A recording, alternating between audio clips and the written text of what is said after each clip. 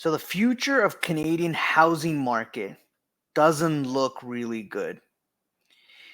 I mean, if you're an investor, maybe you might be happy about this news, but I just don't see any reason with what I'm about to show you and go over in this video. I don't see any reason why the future generation or young individuals born and raised here, going through school, getting an education, would want to decide to stay in Canada.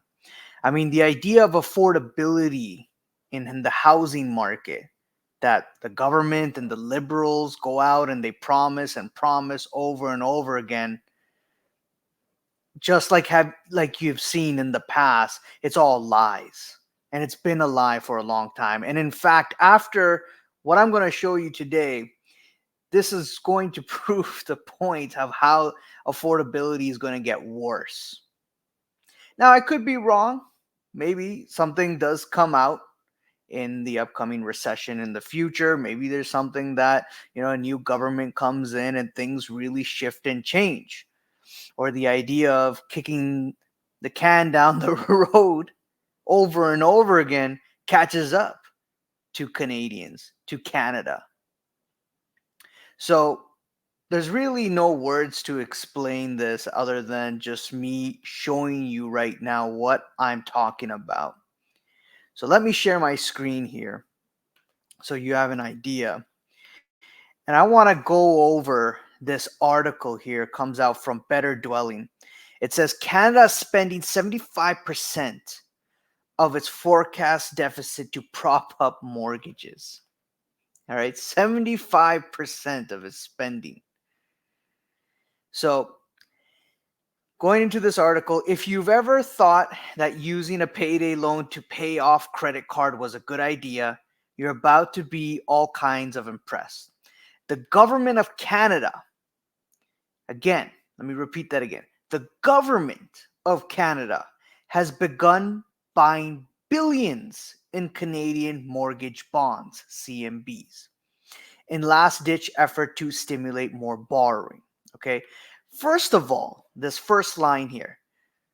When the hell did the government of Canada take over the role of Bank of Canada? There's supposed to be two different entities, right? Usually the Bank of Canada goes out and buys these Canadian mortgage bonds, goes out, does the purchasing there. But you have the government of Canada coming in and stepping in and buying billions of these bonds to help the banking sector, to help the mortgage industry, to inject liquidity into the financial sector? Since when did the government of Canada took, when did they take that role? I mean, they're supposed to be different entities. That's the Bank of Canada's job, not the government of Canada. So first things first is that this was quite interesting to read and very laughable that the government of Canada is doing this. Now, the government of Canada doesn't print money, right? That's a misconception that people have. It's the Bank of Canada that prints money, and they can take this printed money, buy bonds, inject liquidity into the banks, stimulate the economy, right? If you remember during COVID, they printed a lot of money out there, and they bought a bunch of bonds. They gave relief programs and debt relief programs to businesses and individuals out there. The government of Canada doesn't do that. Usually the government of Canada will issue bonds, sell bonds, issue them to raise capital.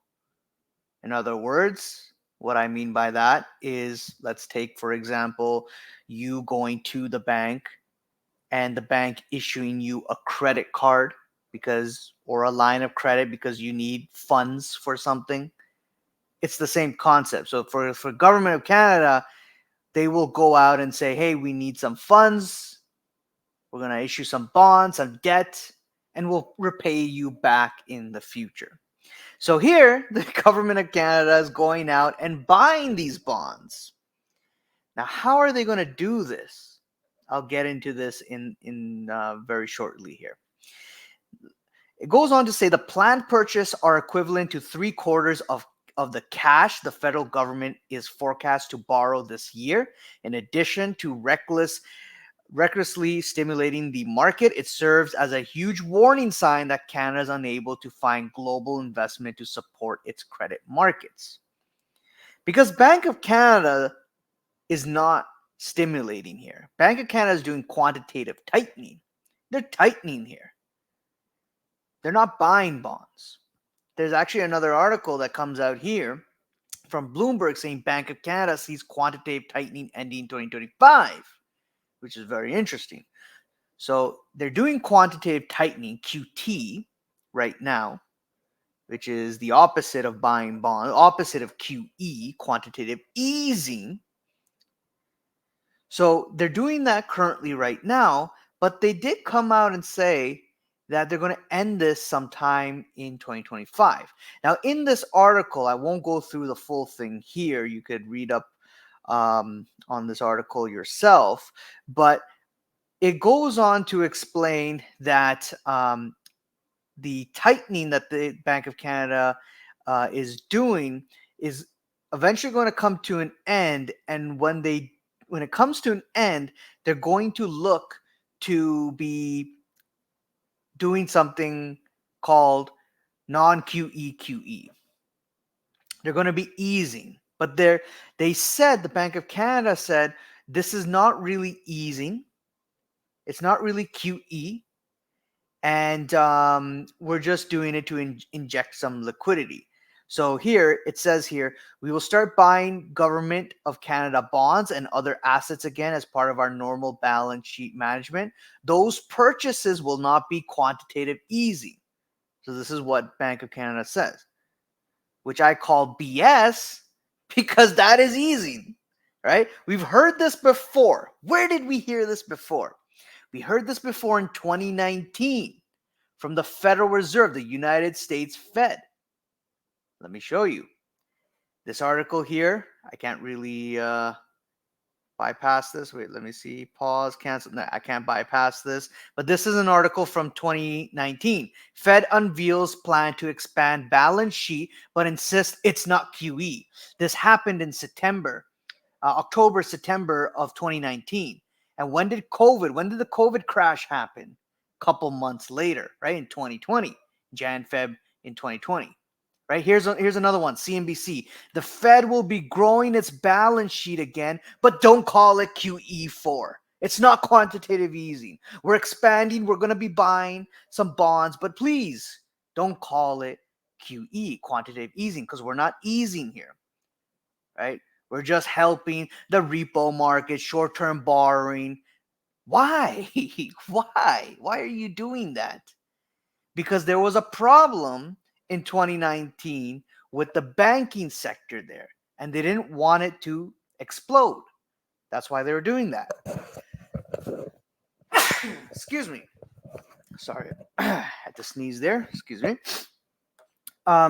So there was an issue that's why they were doing quantitative easing, or they call it non-QE QE. So again, going back to this article here, right? Bank of Canada saying those purchases will not be quantitative easing. Then why are you doing it? Why are you telling us now, well in advance? Because we know rate cuts. Bank of Canada did tell us that sometime this year they're going to cut rates. And now they're introducing that even though while they're cutting rates, they're still doing QT, but that's going to come to an end in 2025. So they've already laid the roadmap there that, okay, guys, we're going to start cutting rates and we're going to start doing QE. We're going to start buying these bonds, printing money, creating easing conditions, and they're going to buy Bank of Canada bonds, these treasury bills. They talked about they're going to focus on long and short duration, mostly short duration bonds. Now, what they also mentioned is when QT program ends, right? So let me just say here, the bank is able to continue QT even when it lowers interest rates to normal levels. So they're going to still do QT while they're cutting rates this year. And then when the program ends in 2025, the bank said it will no longer buy Canadian mortgage bonds and aim to diversify purchases. Okay, so that's interesting because going back to this article here, right? Canada spending 75% of its forecast deficit to prop up mortgages. And Bank of Canada said, we're not going to buy these Canadian mortgage bonds. We're not going to come in and help in that area because CPI, inflation, the shelter component is still sticky. I have no idea why actually, but it's very interesting that they mentioned they're not going to buy it, but they're going to buy Canadian bonds from the government. And this article is telling us that the government is going to be buying these Canadian bonds that the Canadian mortgage bonds that the Bank of Canada is not buying, right? There's also another full article here from Bloomberg talking about how these Canadian mortgage bonds, these securities, the federal government, how they're going now and they're going to be purchasing it by the federal government housing agency. And this purchase is going to be guaranteed by the Canadian government, giving them the highest possible credit ratings since Canada is rated AAA by S&P Global Ratings and Moody's Investor Service, right? So it's very interesting because if you were to do this, if you were to go out individually and you can't pay a certain credit, or you're paying your old credit cards with a new credit card, and the rating agency and the credit your credit history, when you're going out and getting more credit, if they see that you have all these credit and line of credits and you're just trying to pay them off from new credit cards, then guess what? Your rating on your credit score rating will probably not look good. And a bank will be kind of worried that what are you doing? But if Canada does it, Bank of Canada, not Bank of Canada, the government of Canada does it, it's totally A-okay. AAA rating. Doesn't that sound very similar to 2008 in the US? Right? Did you guys watch the movie The Big Short? Now, I'm not saying that, the exact same scenario is going to happen in Canada, although that is a possibility because you're seeing some resemblance and some same narratives here. AAA rating from the rating agencies, guaranteed by the government. Don't worry, right? All is good. Remember that scene in the Big Short, right, where the hedge fund managers go with a realtor, and then they're asking about what's going on with all these for sale signs and the empty houses, and why certain people are selling. And she's like, "Oh, it's just a gully. It's just a gully in the markets. Oh, don't worry. It's just a gully. So, are you going to buy the home or not?" Right? So it's like the same thing here. Oh, don't worry. Rating agencies approve it because they're just going to issue some bonds and buy that, raise that money, buy these Canadian mortgage bonds and give them a secured guarantee by the government. All right? Even though Bank of Canada doesn't want them anymore. Now let's go back, right? Let's go back in the article here and read on.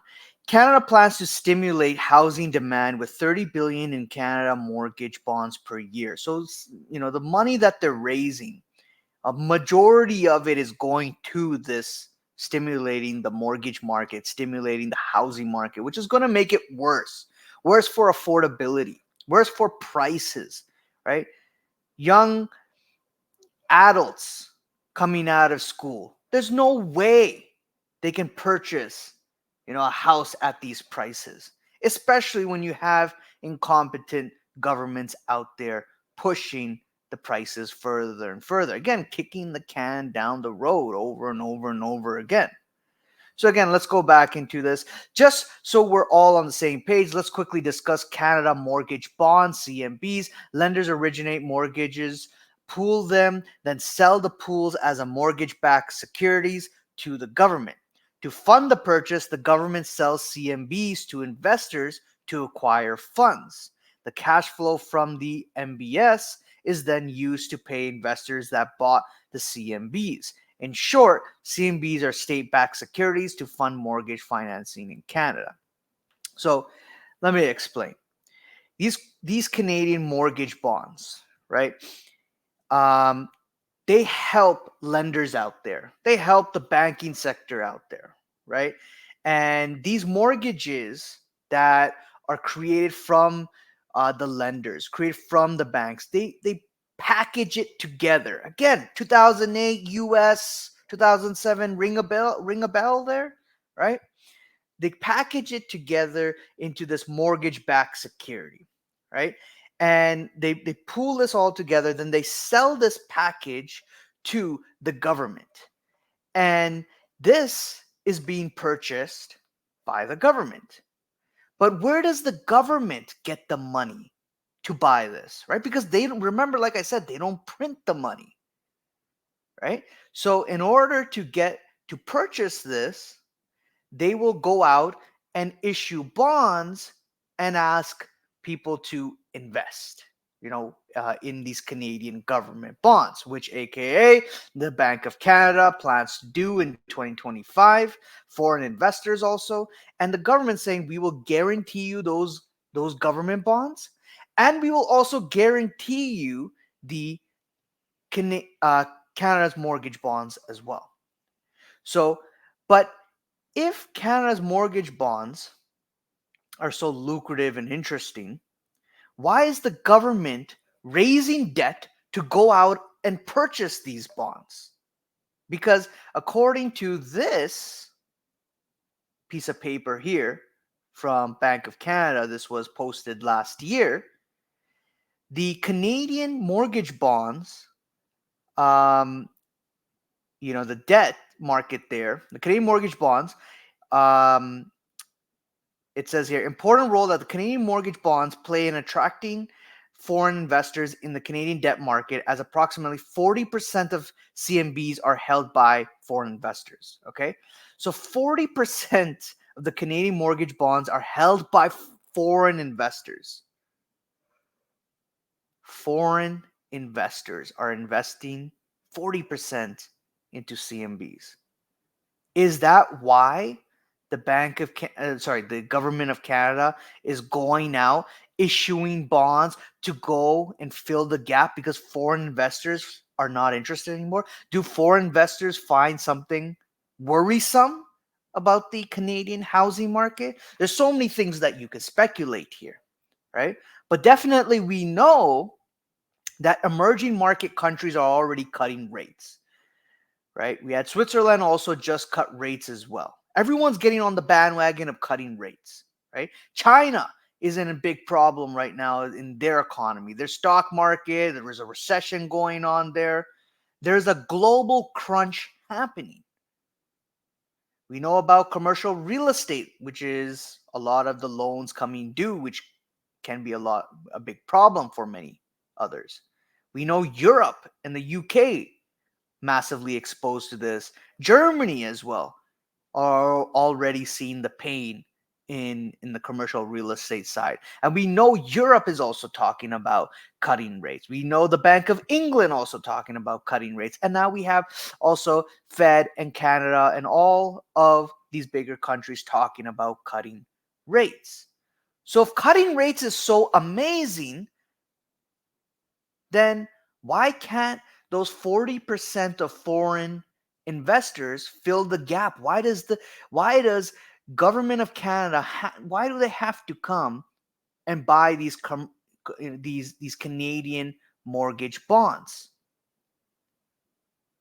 Why do they have to spend billions and 75%, right, of their planned budget?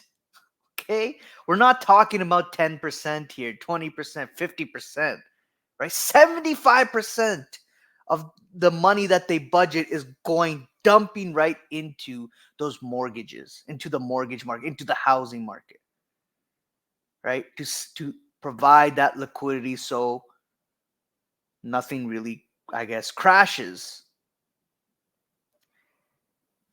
That could be a main reason, right? Could it be that they see something, a big problem, because the Bank of Canada, that's, their mandate is not to help the housing market? Is it that politicians in Canada are too invested in the housing market? Is it that the main majority revenue source for Canada, although they've got many alternatives, right? The land is very big. They've got a lot of natural resources, but they don't utilize it properly, and the main revenue tends to be the housing market. The main GDP contribution to Canada's housing market.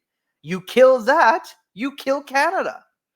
And majority of people living in Canada, their life savings, their retirement fund is the housing market. It's their houses.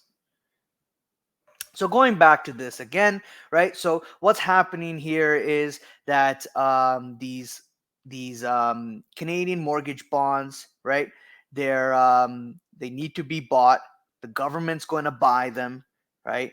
And to buy them, they cannot print money. They're going to go and they're going to sell they're going to raise capital, and they're going to have this budget, raise capital, and then 75% of that is going to go into the Canadian mortgage bonds, and they're going to help with propping up the mortgage industry and basically the housing market there, creating demand, right? Until hopefully, you have easing happening, and fingers crossed, nothing really bad happens, and you have government of Canada guaranteeing you on these bonds. So starting this year, Canada doesn't want to just sell and guarantee CMBs. In the 2023 fall of economic statement, they announced they will also become a buyer, right? They'll purchase half of 5 and 10-year CMBs up to 30 billion. The government is essentially borrowing money to buy investments they guarantee with bonds they also guarantee, right? So just everything that I said. And even if you go here again on Bank of Canada's website here, it says, as a reminder, for 2024 calendar year, this year, the government of Canada intends to target a total purchase amount of 50% of fixed rate CMB primary issuances. Okay, they're buying 50% of it. What happened to the 40% foreign investors, the demand, oh, everything's good, housing to the moon, blah blah blah? What happened to that? Okay, so anyways, moving on. Canada is spending 75% of its planned budget deficit to buy these mortgage bonds. Okay, the move will inject additional liquidity into the mortgage market, similar to the way QE did. Right? Remember though, but this is not QE, right? While the Bank of Canada will be in charge of executing this policy, they will want it to be crystal clear. This isn't QE, it's fiscal spending. Come on. Did I not just show you? Let's go back here. I'm I seriously feel like just ending this video right now, because I mean, how much more can they bullshit us, really? Um, September 2019. Again, we'll be growing the balance sheet again, but don't call it QE4. Oh my God. I just can't believe it. Anyways, QE involves balance sheet expansion and is designed to stimulate demand and raise inflation. Fantastic. More inflation for you guys. The government of Canada policy will only stimulate mortgage demand and therefore apply positive pressure to inflate home prices. Fantastic. Home prices are going to be more expensive. What happened to affordability? Oh, who cares? We need home prices to inflate because I haven't been making money this past 2 years, 3 years, and I haven't got my 100% return like in 2021. So we got to inflate it more. Fantastic. We'll see how that ends. If Canada had money, it would be arguably good news, but they don't. Canada doesn't have money. Canada's economy can be much better if managed by better government leaders. They can open up more ways of revenue, but they don't because the main source of revenue in GDP, like I said, is the damn housing market. Cheaper mortgages at the expense of stimulating even more housing demand. Unfortunately, the country's budget deficit is forecasted at 40 billion this year. Okay. That means 75% of the cash they're borrowing will be used to provide cheaper mortgages. In short, they will be borrowing money to stimulate demand to borrow money. Borrow money to stimulate demand to borrow money. Great. Canada blew through 25% of its mortgage bond budget in 2 months. To date, the Bank of Canada participated in 2 auctions.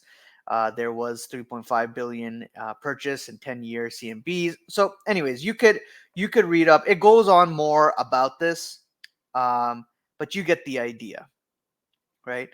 Um, but finishing off, there's much bigger takeaway regarding Canada's relationship with capital markets. If there was sufficient demand for loonie-based instruments, there would be no need state-backed liquidity injections, right? So there would be no need for it if there was demand for Canadian loonie-based instruments, right? But there isn't.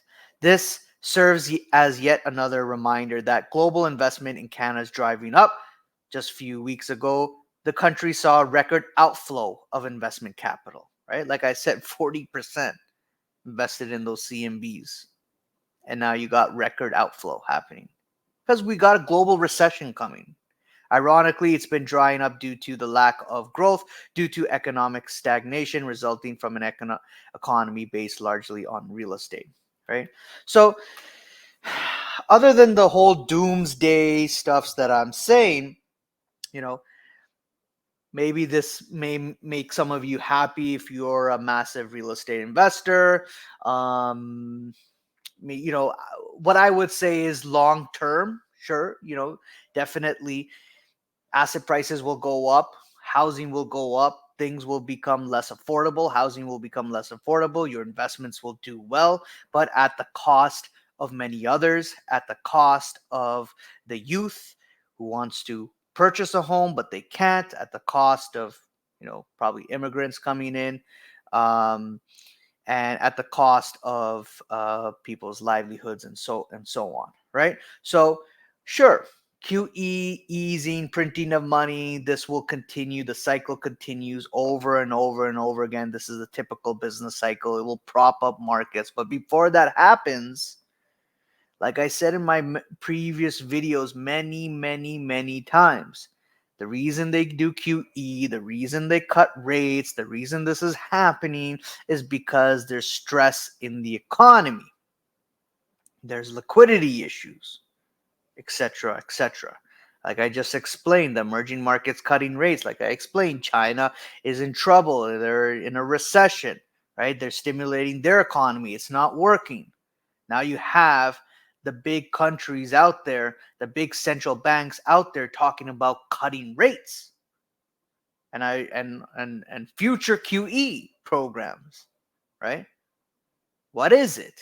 And all of this with problems with inflation and whatnot. So at the end of the day, cash will become more crappier and more shit. Um, the divide of income inequality will widen further. The poor will get poorer. The rich will get richer.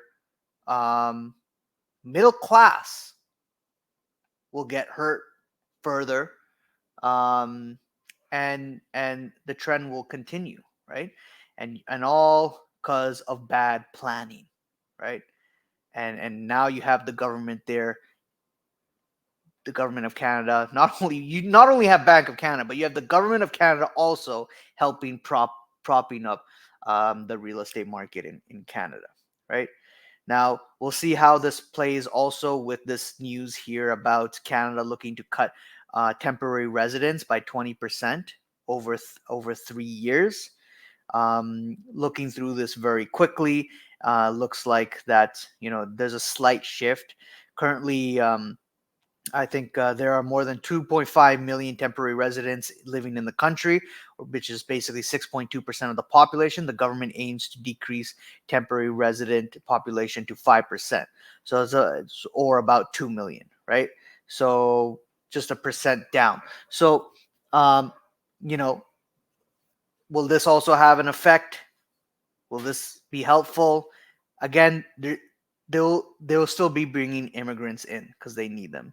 And at the end of the day, there are people out there who will do anything to come to Canada because they're in a worse off situation in their own country. So that will also still prop up the prices, inflow of people. And again, Canada just does a very bad job in in managing all of this. There's no proper plan, right? On top of this, there was also news that came out today about a regulatory body in Canada looking to cap the number of mortgages to highly indebted borrowers, right? So they're saying, I'm not going to go through the whole thing, but they're saying that OSFI said it's implementing a cap on the number of mortgages a bank can lend that are larger than 4.5 times a borrower's annual income. So here's the thing, right? You're capping the rate, um, the number of mortgages a bank can lend larger than 4.5 times. Why 4.5 times a borrower's income? 4.5 times is already pretty damn high. 450% of the annual income. Above that, higher than that, then you cap it. And this is for really indebted borrowers, people who are really speculating hard. 4.5 is already pretty damn high. So I see this also not helping the case to bring prices down. So again, there's all these BS headlines, BS lies of people trying to, certain leaders trying to do something. It's not going to do anything, right? Canada's housing market is going to remain as it is, and it's going to get worse. Prices going to continue to go up as long as you have this money printing, this backing of the government, playing tricks and shenanigans and kicking the can down the road until I don't know when, until maybe it really flips on them, right? What does that look like? I don't know, right? But other than that, it looks like that, affordability is not happening no matter what they tell you out there. So anyways, though did a long video and really wanted to cover this, but let me know what you guys think about this. Leave a comment below, subscribe, hit the like button, bell icon to be notified on the next video, and I'll see you guys around. Cheers, good luck.